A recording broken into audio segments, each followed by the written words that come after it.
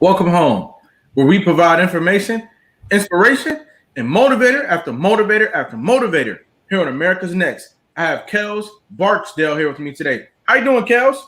Oh yeah, I'm good, man. I'm alive. 6 feet up, not down. You said 6 feet up, huh? Yeah, not down. That's right. We got DT43 in the building saying, let's go. That's Do my your brother thing, Kellz. from home, from childhood. That's my childhood brother, man. My boy Bro, Dime. Yeah. hashtag I don't want no problems. I don't. I why don't. why is that?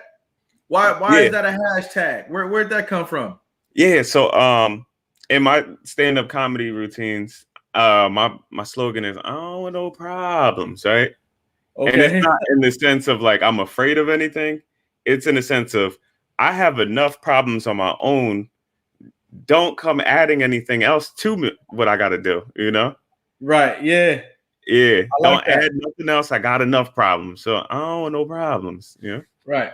I don't want no problems. Everybody put that hashtag in the chat. I don't want no problems. That's a good hashtag right there. I don't want no problems, bro. Talk to us about, first of all, I want to do a roll call real quick. If you're in the building and you're tuned in through Roku TV, Apple TV, Android TV, Amazon Fire, Facebook, or YouTube, I appreciate you. Thanks for tuning in, because each and every time you tune in, it makes our show. It makes my day. It makes our show, and we grow as a community here on America's Next Motivator around our guests who come and share their story and their perspectives. Without further ado, Kellz, where are you from? So I'm originally from Jersey, South Jersey. Okay. Yeah, but now I reside in Sacramento, California. Got it. How long have you been in Sacramento? About a year and a couple months now. All right. You liking it out there? You enjoying yourself? Oh yeah, I love it. This is second home. Like I always wanted to move to California when I was younger. It was always a dream to move to LA. And then when I got to LA, I realized this isn't what I thought it was. But Sacramento has been more, it's been like a family. It's been a neighborhood, a community. Wow. So there's a difference for you in Sacramento versus other places you've seen in California. Okay. What was it that made you as a kid want to move to California? I can relate to that, by the way, but I want to know, what was your reason? Yeah. So as a kid, we'll start at 10. I watched Kings of Comedy to nausea. Like I know it. I knew it back then, word for word, right? And then eventually it was like, man, I would always love that lifestyle. And then, the song It Never Rains in Southern California. Right. Growing up in New Jersey, you get rain and snow. And I'm like, man, I'm tired of all of that. I'm out here shoveling, I don't want these problems. Yeah, I'm trying to go to LA. Right. And I think that's where it started from. It stemmed from like seeing like comedians be great. And then see, hear the lifestyle. Yeah. Hey, what was your childhood like? Let's take it all the way back. Take it back to kindergarten, man. What was going on in your life at 5 years old? Who was there? Do you have brothers and sisters? Paint the picture for me. What was going on in your world at about kindergarten age? Go ahead. Yeah, kindergarten. So 1995, right? I just aged myself. You could do the math. I grew 90s up. babies in the house. Yeah. Shout out to all the 90s babies in the house. Exactly. All Up to 94. I don't trust after 94. But all jokes. So I moved from New York. That's where I was born, to New Jersey with my parents. Both my parents were together. They weren't married, but and then we had my sister was here too. My older sister, 6 years older. At that time, my sister was the one that was teaching me toughness. She was older than me. So I wasn't winning, I would get, that's like my first like bully, my sister. And I used to think there was something wrong with me until I saw her fight a dude her age. And I was like, okay. She's really like that. Yeah, it's not me. Okay. All right, cool. So we gotta keep working. But yeah, she taught me toughness, and I realized at a young age, like I'm in her shadow. You know, she was more extroverted at the time. I was a very introverted and quiet child. That's why when people ask, like, "Yo, you do comedy?" They don't understand it, because I was always quiet, but I was very observant. Always very observant. Yeah. They say it's the quiet ones you got to look out for. It is. It is. And I get it. Whenever I meet somebody else that's very quiet, I'm like, okay, there's something with you. I don't know what it is, but there's something with you, because there's something with me. There's a lot with me. So, you know, I'm not all there. You know. What was elementary school like for you? What were you getting into? What were your thoughts about the world? Yeah, so about 5 through 9, that's elementary school. I went to 3 different elementary schools. So I started out in Maple Shade, New Jersey for kindergarten and first grade. Second grade, I went to Cherry Hill, second and third grade. And then fourth grade, I moved to Mount Holly. Burlington County is where I feel like I actually grew up, though. Okay. So we moved around a lot. You know, my parents, they had their relationship, but they stayed through that time. They stayed together. Right. We had our core, you know. I spent a lot of summers in Baltimore growing up, like at that age. Yeah. What was Baltimore like at that time? So yeah, I have a couple funny stories about Baltimore. My dad would send me down to my aunt's house, his sister's house, for the summer, and I would hang out with my brother and my cousin, my dad's other son, and we I remember me and my little brother used to fight a lot when we was younger. One time we got into a fight over the remote, and my aunt said, "Y'all need to stop fighting with each other, because y'all gonna need each other one day." The following day, the 3 of us got into a fight with the kids next door, and my little brother had my back, and I really, like, from there I was like, man, I love my little brother forever. Right. Yeah. So like it taught me a lot that family is family for a reason. That's right. Yeah, that's right. Did you get any wisdom from your grandparents or other elders in your family when you were young? I got more of my wisdom in my like teenage years. Like I didn't realize how profound my dad was to a certain extent. I remember my dad once told me, he said, what America fears most is an intelligent Black man. And he said that in response to like seeing, other, there was other kids, whatever, that might've been a couple years older than me in high school or whatever, that they were acting out in the barbershop, and, they, in that little group, the kids thought each other were cool. And he kind of like took that as like a learning lesson. Like, hey, that may look cool to them, but that's not what America fears. And I never forgot that. That was something heavy. Yeah.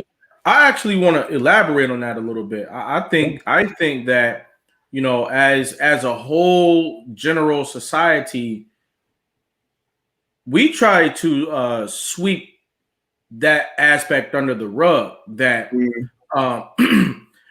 somebody did something happened that made your father and his generation believe that the intelligent Black man was feared by America. That's not just a myth. That didn't just, get arbitrarily made up. There's a reason for that. And I wonder if in our society today, the Black man's role, the African-American man, the Negro man, however you want to term it, whatever you want, his role is being minimized. And that's why I always make sure to bring up, like, my dad was in my life. There's a lot of people that didn't have that, right? And regardless of any mistakes that my parents made or whatever, they were learning. I'm a parent now, so I'm learning.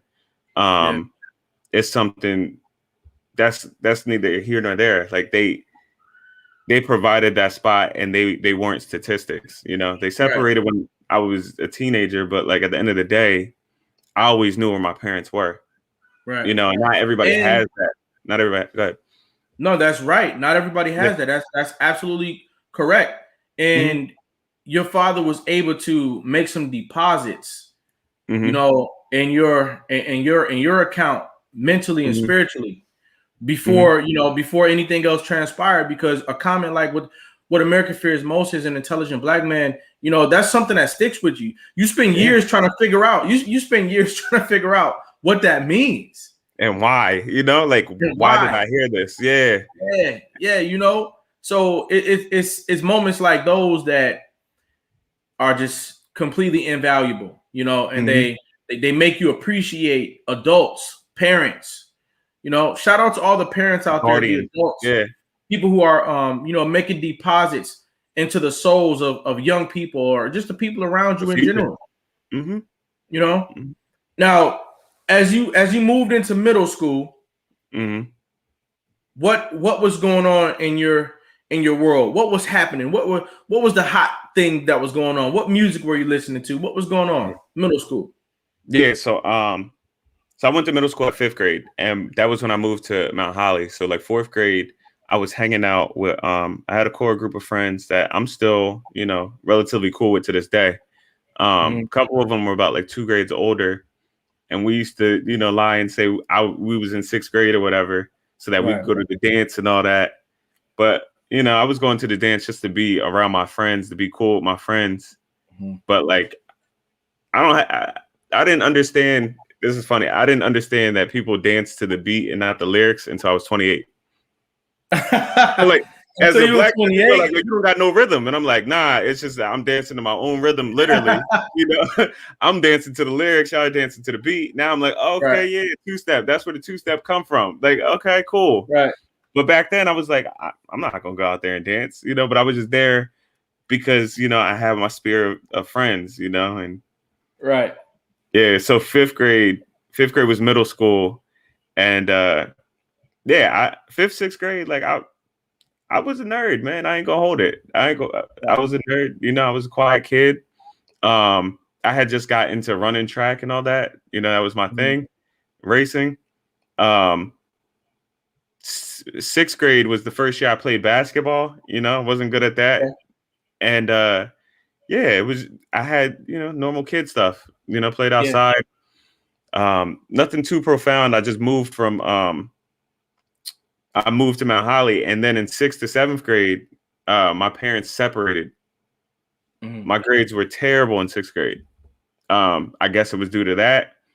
I don't know what it was really attributed to, but I told my mom, I was like, look, I'm gonna stay with you for 2 years for middle school, and I'm gonna come back and live with my dad, you know, in high school, so that he could mold me into a man, you know. Right. You said that to your mom? Yeah. Well, I told both my parents that. Yeah, I told both my parents that. And they lived Burlington, Mount Holly is what, 10 minutes away? Yeah. So how I covered it was like, I got 2 rooms now. You know, I got a room in my mom's house, I got a room in my dad's house. Like, this is cool, you know, but that was just me. Like, and then Burlington really taught me, like, you can't be soft. You know, 7th grade, I wore glasses. I was a new kid in school.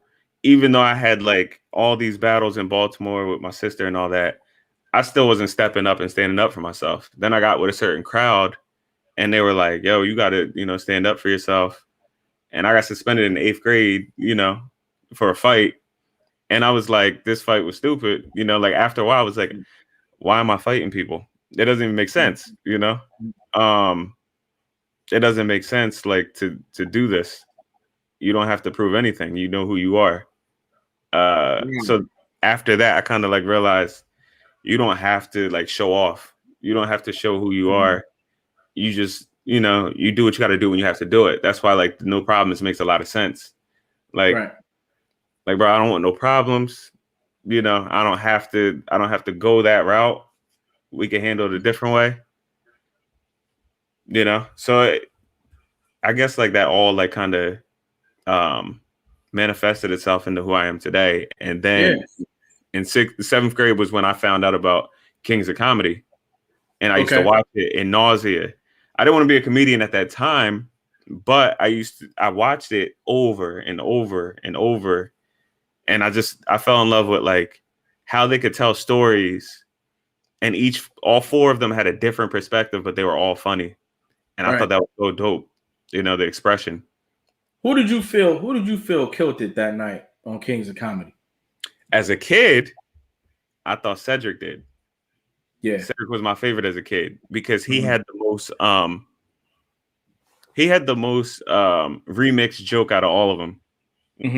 Black people run when other people run. Right. Yeah. Yep. That joke has been remixed so many different ways now, right? Right. But as an adult comedian, that joke with Bernie Mac and Hymns Downstairs was the best joke because it's something that I say that every classic joke, like every joke that you think is classic, has 4 elements: relatability, vulnerability, memorability, and talent. Okay. So relatable, it was relatable because he got these kids, these bad behind kids, and he's got to deal with them. Everybody can relate to that. When he was like, "Oh, when she looked me up and down, y'all know what that means, Charlotte? Bust a move." Like we all knew what it meant, you know. So it's relatable.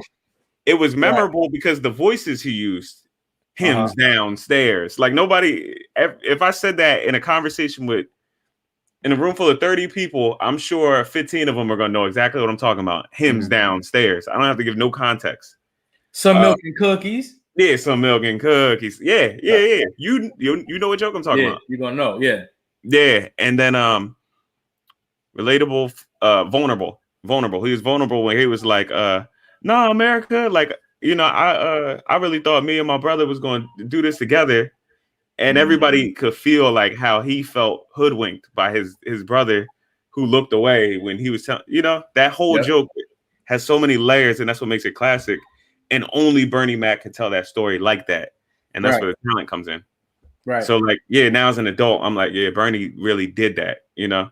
Yeah. Nobody else can make that joke funny. Anybody else could say the black people run when we run, you know, like anybody could say that and make it funny. It doesn't take anything away from it, but like now that I know what I know, I'm like, that's pretty impressive, you know, what he did. Yeah. Looking back on Kings of Comedy as an adult, I do see it as a masterpiece. You know, they were giving us 4 different perspectives of men. Yes. You know what I mean? Men who were solid in their identity, men who were secure with themselves, and you know, people who were able to make humor out of life. You know, here you are, you're going through whatever challenges you might be going through in elementary school or middle school. You know, trying to figure the world out. You know, sometimes the world can be heavy. You know, for a middle school kid, it's like teenage angst, and you look for examples of adulthood, and Kings of Comedy was a shining example of manhood for a lot of young men and young women, you know, clear across the country. Yeah, because they had Queens of Comedy too. I don't want to take away from that. I just watched Kings of Comedy. That was my thing. Yeah. But yeah, go ahead. Queens of Comedy was good as well. You know, everybody out there, drop a comment in the building if you had a favorite from Queens of Comedy, and who was your favorite from Kings of Comedy. My favorite, I would say, my favorite was Cedric the Entertainer as well. I also thought Bernie Mac was funny. I thought Steve Harvey was funny too.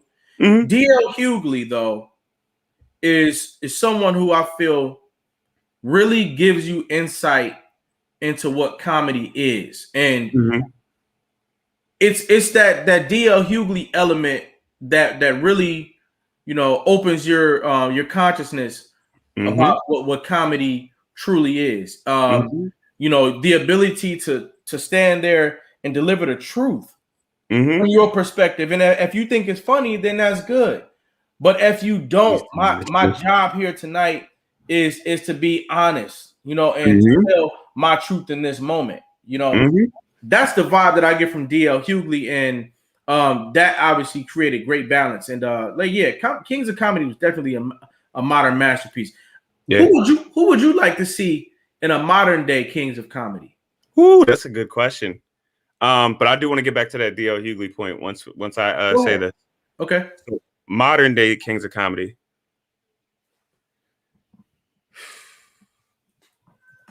You got to say Chappelle. You have to. Yeah. You have to say Chappelle. Yeah. Yep. I need 4 different perspectives. So I need Chappelle.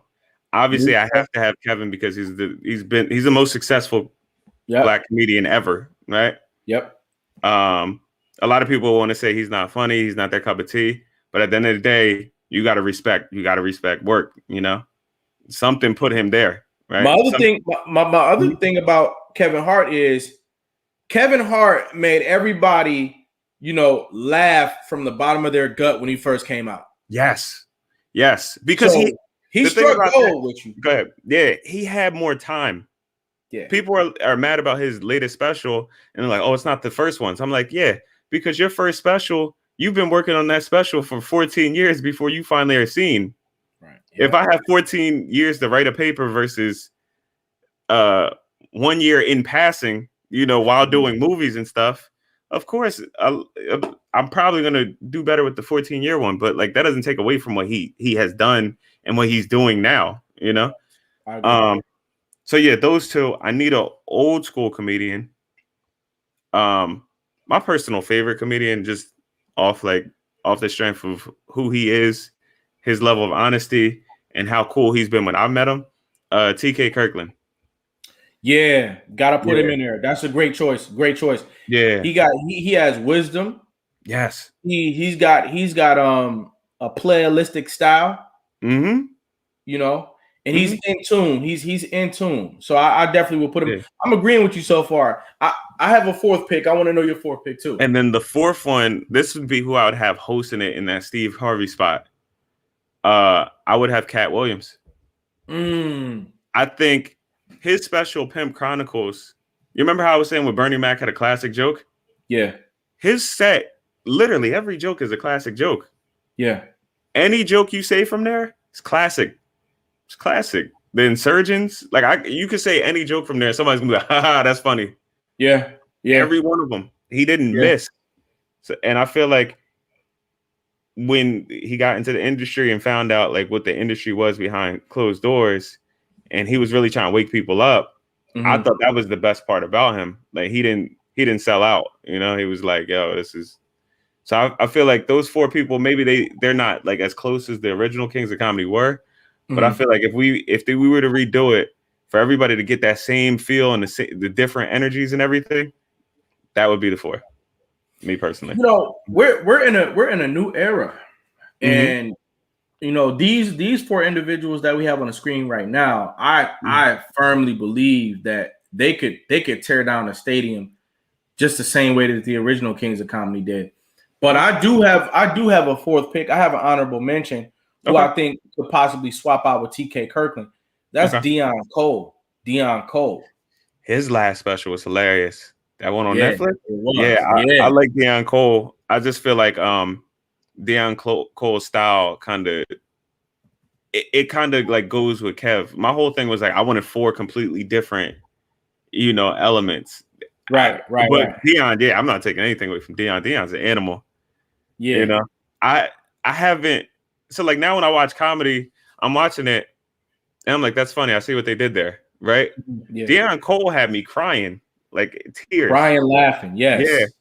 Another person that I am in my personal Mount Rushmore, right? It's Tony Roberts. Tony Roberts is one of the most naturally funny people on this planet, and it's not even close. Right. Yep. That's one of my Mount Rushmore comedians that I bang with. He's what people like to call a comedian's comedian.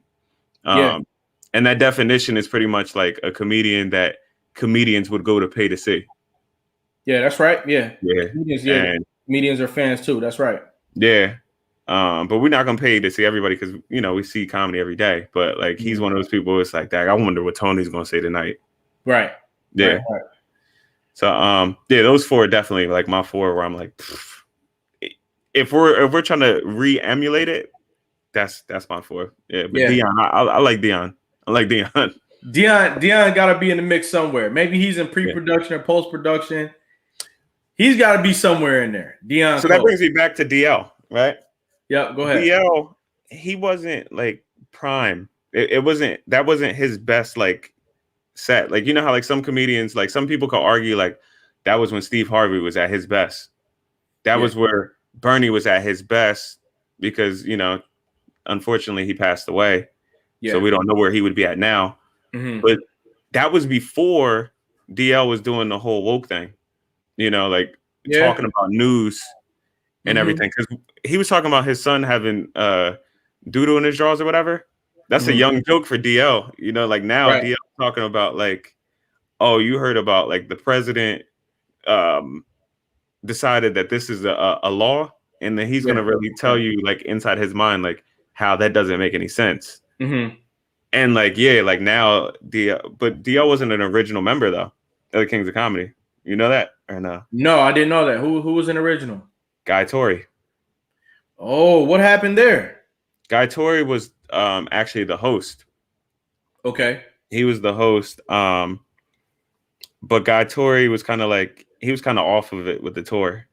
He was like, all right, I'm over it. You know, I've seen enough. You know, yeah, he was over it, and so I never knew that. I found this out recently. So then they replaced him with DL. What happened for you in high school that really got you thinking about your future? Yeah, so there's a lot that really happened. In high school, I remember one of my friends, right? My boy Dom, he's in the chat. He knows this friend, right? Me and him was close, but then he had a cousin that came to live with him. When his cousin came to live with him, that was like my homie, introduced me to like underground rap. And like I felt like I was like becoming like who I am now. Like I was more outgoing. I was able to like, for example, like we would go to the mall, go to the movies, whatever. I would go out and talk to a female, but I was the quiet kid before that. Then he moved back to Queens with his family, and I kind of was like, "Dag, man, that was like my brother. Like that was unexpected." I didn't know how to talk to people like anymore. That was like the first person that was like, "Yo, express yourself, dog. You a dope person, right?" And I was like, "You're right," you know. And so I fell back into that quiet kid mentality. That summer, going from sophomore to senior year, I would go to the courts, play basketball by myself, listening to the music that, you know, my homie had like introduced me to, the underground hip hop and how to find the music on LimeWire, Crosswire, you know, which is going to lead me to how I got into poetry in a second. But I remember like that was like one of my loneliest summers. And like when I got back to school, I didn't know how to talk to people.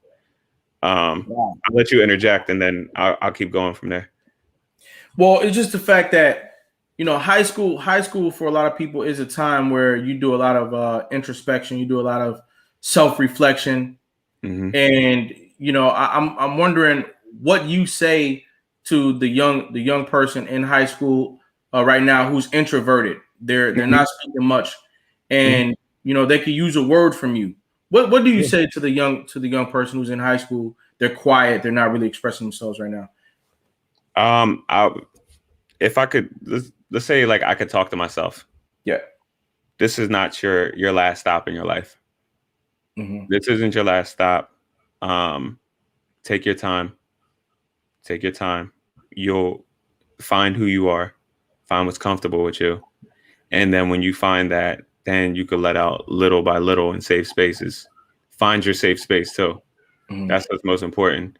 My homie John was that safe space first. And then I thought like basketball would be it. Which it was, you know, like after I like got comfortable enough to like really like take over in basketball senior year, that became like another outlet. But my real outlet was when I found battle rap, like Cassidy versus Freeway. And like I realized how talented people were with writing material and rap, because you don't hear the same rap on the radio that you do in battle rap at all. Yeah, and it really interests me. Like these cats are really like putting things together that people aren't even thinking of on that same level. And I started writing rap at 14. Now I didn't like my voice because I was going through puberty, And so I was on MySpace doing text battling. Okay. You know, and also I was like, I'm a kid from the suburbs. Like, what can I really talk about that's gonna make people like, oh yeah, this dude's a dope rapper, you know? Because like my favorite rapper was Jadakiss, Fabulous, Jay-Z. They talking about pissy hallways and shooting people and all that. I'm like, I'm from Burlington, New Jersey. What you know, like I can't be talking about this. So like MySpace was my outlet, and that was my secret for a long time. Where like I would go in there and write some rhymes and like try to have a punchline every line like Cassidy. And that was my other way of like really expressing myself. So yeah, finding like if you're introverted, find what you can do to express yourself. Otherwise, you're gonna be bottled up. Find that safe person, that safe activity where you could go, you know, and just let it out. That's right. Everybody, we're talking to Kellz Barksdale, and we're really having a great time here tonight. If you're just now tuning in, Kellz is a comedian, and these are some of the most important members of our communities. We'll be right back with more from Kellz Barksdale. You guys don't go anywhere because we'll be right back with the second half of the show.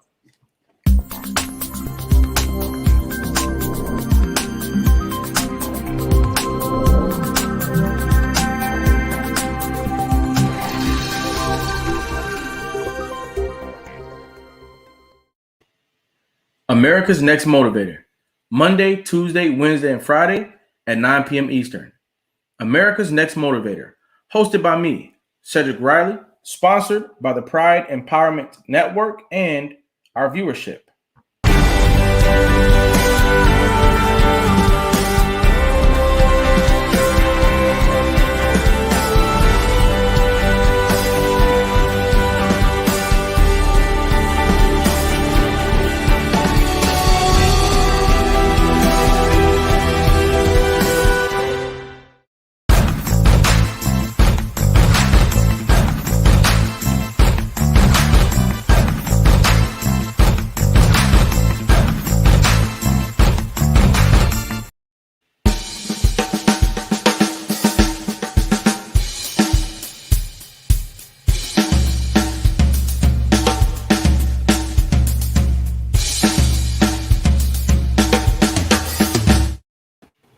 And we're back. Kellz, how you feeling out there?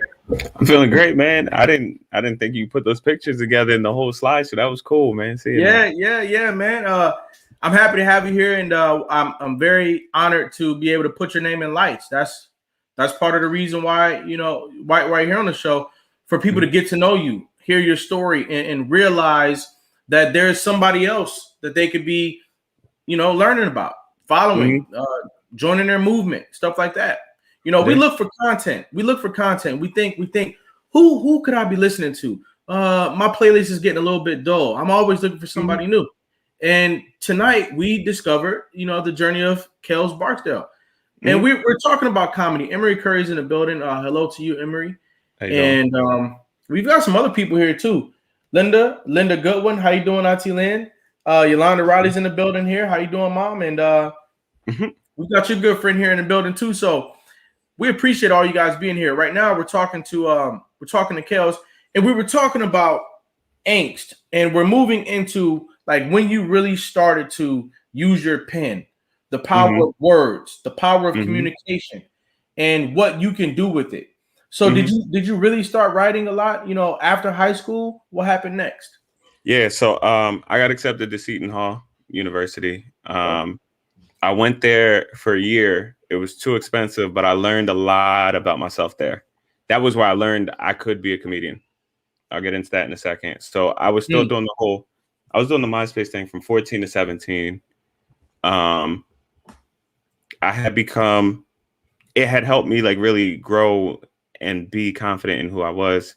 I was the the co-captain of my track team, captain of my basketball team, which was outside of school. And like, I was scoring like on like a lot senior year. You know, I was really leading the team. Like I remember saying, hey, we only gonna win as much as I score, you know, like pretty much like I have to score. Like I remember one dude asked me, he's like, yo, what's y'all record? I was like, oh, we 6-10. But when I score over 20, we win, and I found that out halfway through the season. He's like, "Oh, I guess I got to shut you down then." So I had 6 at halftime, and he was like, "Yeah, he's like, looks like we're gonna win this." Ended up with 32 at the end of the game, and we won.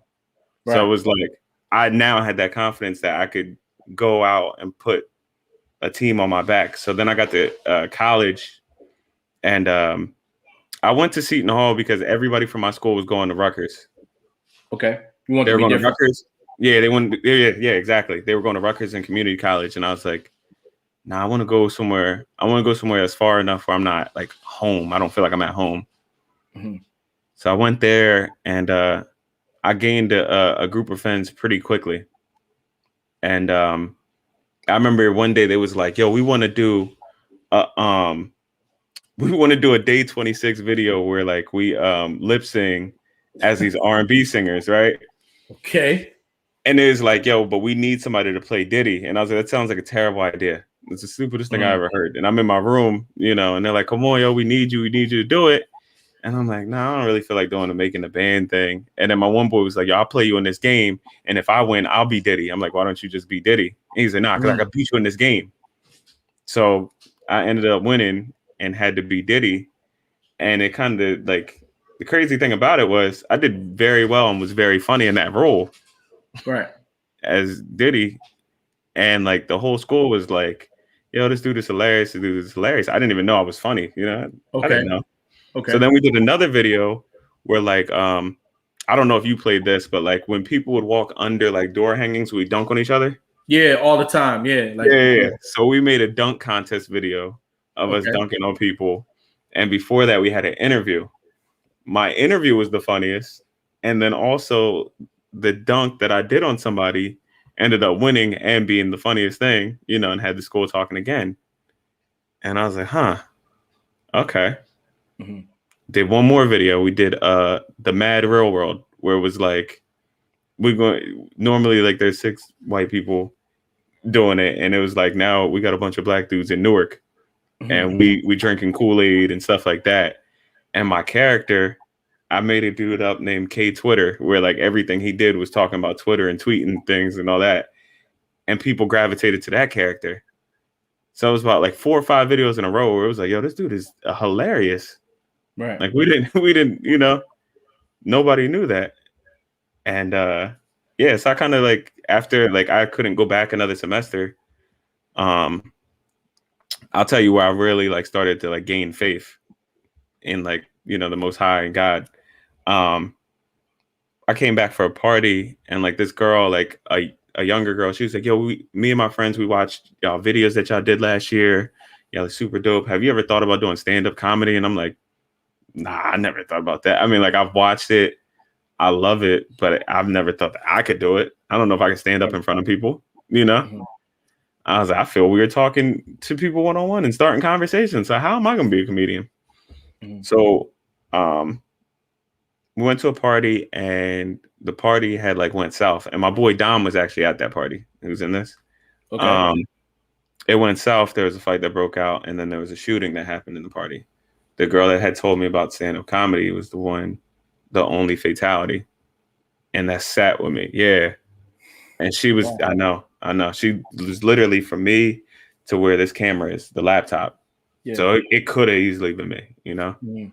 And I felt like that was like God telling me, get your life right. Stop, you know, doing what you're doing. I started going to church again. And then, New Year's service, I'll never forget this. There was like, there's something that's tugging on your heart that you want to do. Mm. And in this new year, you need to do it. You need to try it. Go for it. And that was stand up for me. Did you feel conflicted as you embarked on your career in comedy by your relationship with the church? Did you feel that it was going to be difficult to be funny and be able to, you know, keep your integrity in church at the same time? So I had stopped like cursing at that time. I had stopped cursing for about 2 years at that time. Okay. So I thought it was gonna be very tough. I thought it was gonna be a very tough journey. I was like, I don't want to talk about sexual, you know, topics. and I'm not gonna be cussing. So how am I gonna be funny? How am I gonna pull this off? And I went with it. The first time I did stand up was in the college I was going to, the community college. At the open mic, the last one of the year, I finally had the courage to go, and it was love. My boy Dom was actually there too. Now that I think about it. Hey, yo, shout out to Dom. Dom has been there every step of the way. Yeah, on the low. It kind of like the sixth man. The sixth man, like it's just like, you know, somebody with you. You know, he was there for the first stand up. He was there for the party. Yeah. So like with that, like I did it. It was a 3-minute set, and I loved it. Like it was like a drug telling jokes. You know, it was like, oh wow, like this feeling. I didn't know that. You know. Right. Yeah. So clean comedy became something that you set out, you know, to put under your tool belt. I went out there and found a clip of you doing some comedy. Everybody out there, Kellz Barksdale on YouTube. He has a lot of videos out there that you guys can go out and check out this new talent. But I'm going to put up a video that I found, and I just want to share with you all. So give me 1 second while I pull up this video here. Which is going to be a perfect segue to the next part. So like, yeah, this video is a good segue. Okay. Good segue. Yeah. I had a crush on this girl, right? But she didn't like younger dudes. I don't know what it is with college females that like older guys. It just doesn't make sense because they're usually going to cheat on you. So anyways, she said, I don't like young guys because they play games. Well, this guy was playing games. They had a whole other family, right? So I'm pregnant. And I'm a comedian, also a spoken word poet.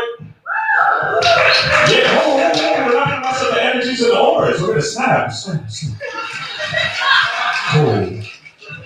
And yeah, I go by JOKENWORD on Instagram. Follow me. I follow back because I'm not famous yet. But yeah, so this poem is called Monopoly. I don't know why poets do that long pause, but I want to do it too. Let me get you stats real quick. Okay, this is college and some of you can't count, but that's okay.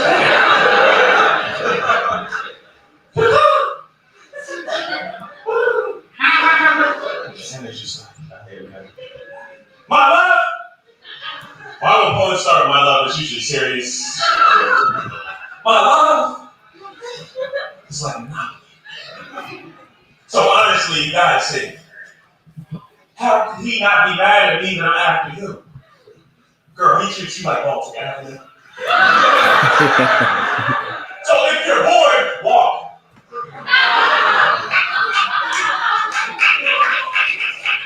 Girl, you could be my heart place, so stare into my heart face. Go home, tell your friends you're taken again. Tell them that he's fine in dark skin. Tell them he's a come up and landing on free parking. Are you listening? You should stop just visiting. Because when he's in the jail clothes, we can connect like railroads. Girl, he ain't loving you back. In fact, he treats you like a luxury tax. When you get off work, I can show you how that walk works. I'm telling you everything you want to know. Because I keep it 200. Like every time. You pass go. Hey, that's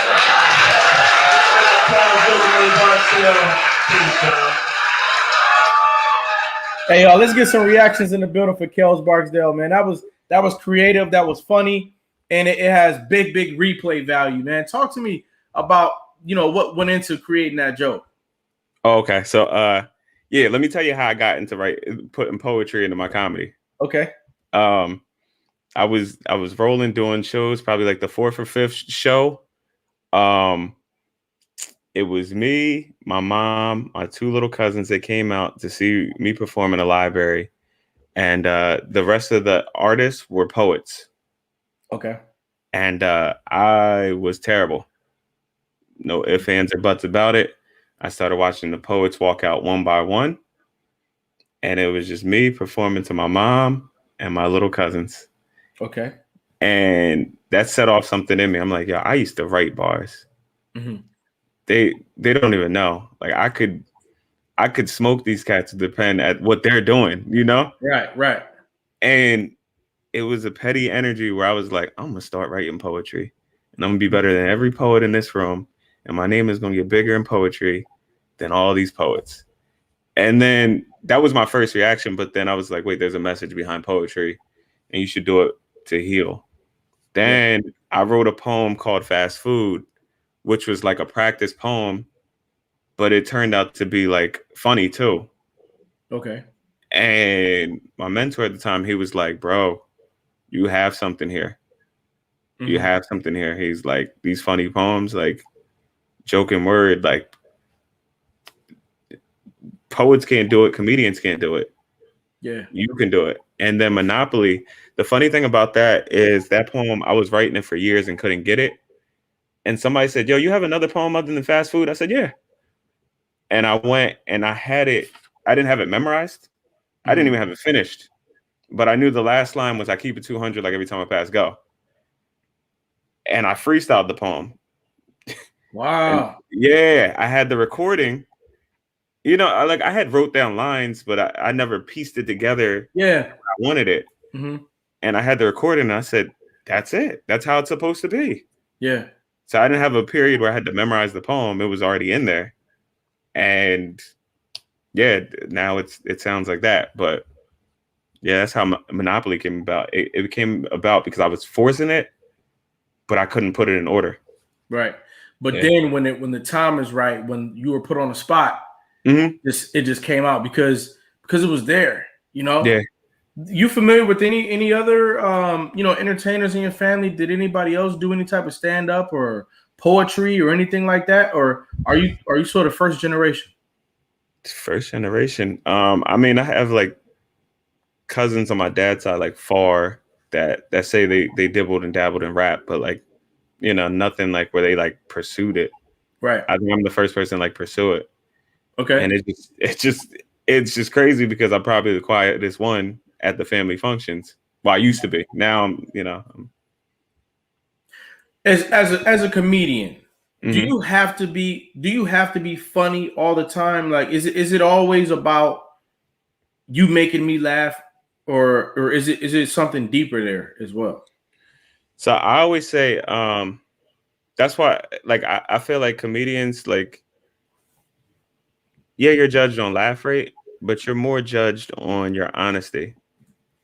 Like when I first got into it, I learned headliners have a laugh rate of every 16 seconds. You know, they need a laugh every 16 seconds. But when you watch the greats like Carlin would sometimes go 3 minutes telling a story before he got a laugh. It's not because Carlin's not funny. It's because he was sitting in his truth and he was really delivering something that meant something. So I feel like a comedian, yes, you should make people laugh. You should find out how to make people laugh first, but then you find out your point of view and what you want to say, what your voice is. And that's a journey in itself. So like, yeah, you find out how to tell a joke, you find out set up punchline, but then after you find that out, a different project comes from there. Yeah. You know, the art of finding humor in life, making other people laugh is so powerful to me. You know, everybody doesn't have the license to say what the comedian has the license to say. And I also find that, you know, I look to the comedian to talk about life, to talk about, you know, subject areas in ways that I'm not always at liberty to talk about them. Comedians are people who sometimes, you know, they make you think. Like Emery Curry says, some of the best comedians make you think as they make you laugh. Exactly. I think Dave Chappelle is good for that. I also think Dick Gregory was good for that. Did you ever watch Dick Gregory? What were your thoughts on him? I love his honesty. So like this is what we were saying off camera, that my favorite comedians are brutally honest. And Dick Gregory like really brought that there. Like Richard Pryor too, but it was like he was the one that was being honest about politics, being honest about like the black plight. Like he was honest about a lot of different things that a lot of people were afraid to be, even on a stand-up stage. You know, where it's like, oh yeah, they're gonna say some stuff, but he said some stuff and he took it way beyond that line of like comfortability, especially in his time period. So yeah, legend. Yeah. The comedian stands in the middle and it expresses, you know, things that will get a lot of us fired. Yes. You know, most people's professions will not allow them to say the things that the comedian is allowed to say. Dave Chappelle's stand-up last year during the pandemic was just it was right on time. You know, 828, right? Yeah, exactly.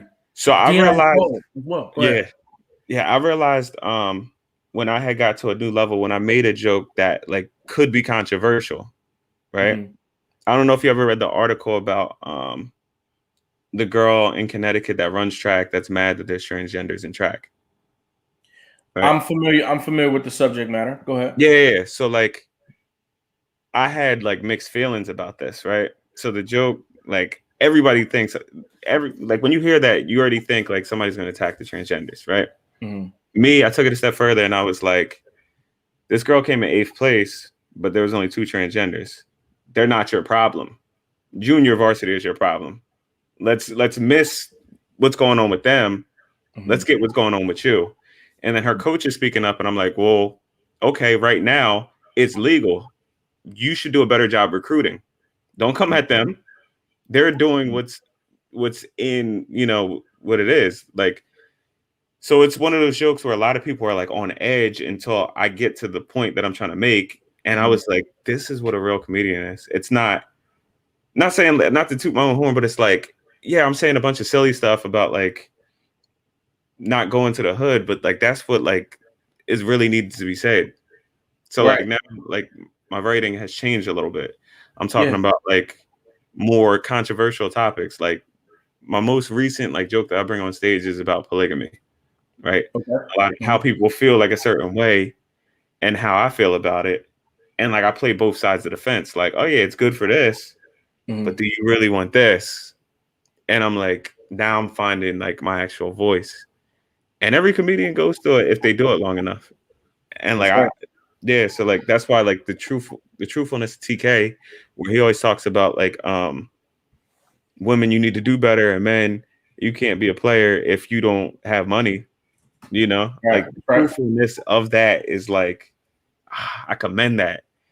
And like that's why I love comedy, because I love the brutal honesty. Like I love like the hardcore deep society is afraid of honesty. Yeah.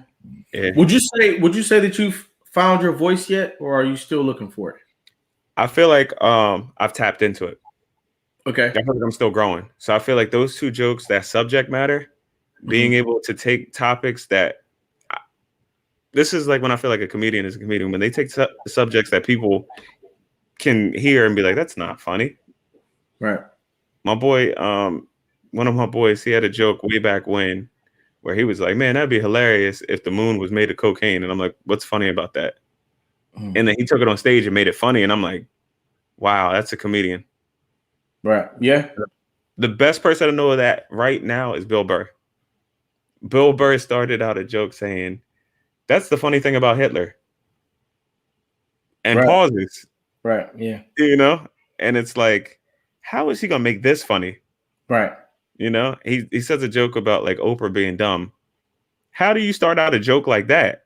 You know, everybody loves Oprah. Right. I feel like though that's when you're like, okay, that's a comedian. That's a comedian. Somebody who knows how to intentionally bend your perspective to their will, so that they can bring about healing in your life. That's a comedian. Yes. We are moving into the third base of the show here. I got a few more questions that I want to ask you. Have you ever thought about merch or products? What projects do you have going on right now? Yeah. So first things first, I filmed my comedy special last year. Nice. Yeah, it's called What Happened to KELLS.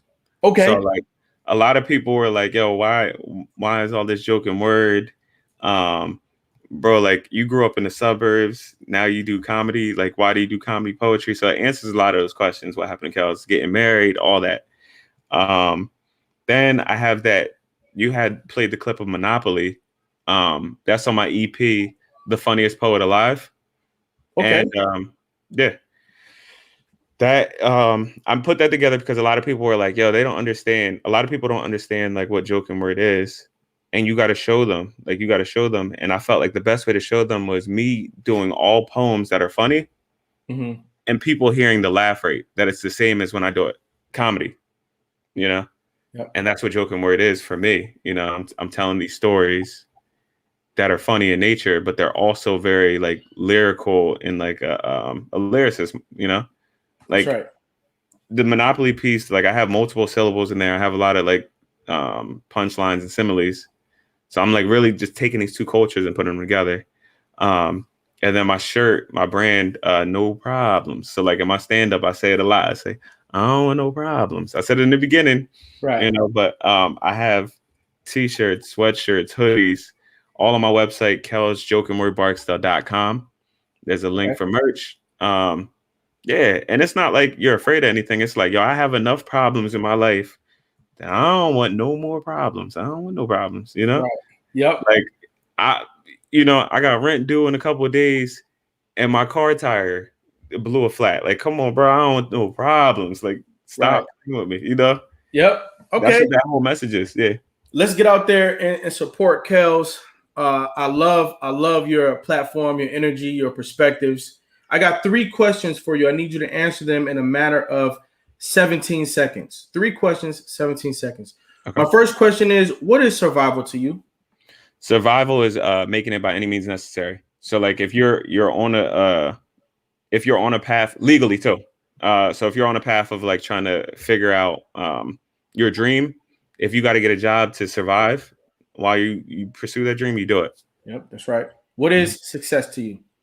Success is waking up and living your truth. What is greatness to you? Greatness is just the determination of going for it. Just going after what you want. That's right. Kellz Barksdale, I want to let you know that I've listened to your story today. I've had a great time talking to you about our time value tradition of comedy and the role that you're playing in it these days. I thank you for being here today. I'm giving you respect while you're here with us, and I'm giving you a crown today while you're still alive to receive it. Ladies and gentlemen, put your crown emojis into the chat. Ladies and gentlemen, put your crown emojis into the chat. We are letting you know, letting the world know that you, Kellz Barksdale, you are America's next motivator. I appreciate that, bro. That means a lot. Absolutely. Absolutely. Thanks for stopping by today. All right. Definitely. Thanks for having me, man. Yes, sir. Peace. Peace and blessings. There you have it, ladies and gentlemen. Each and every episode of America's. Oh, yeah. How you like my background? We're doing good. I need to put some more stuff up. If you got suggestions, put them in the comment box. Come back and join the chat. Each and every episode of America's Next Motivator is going to have something here for you. All you've got to do, stop by and pick it up.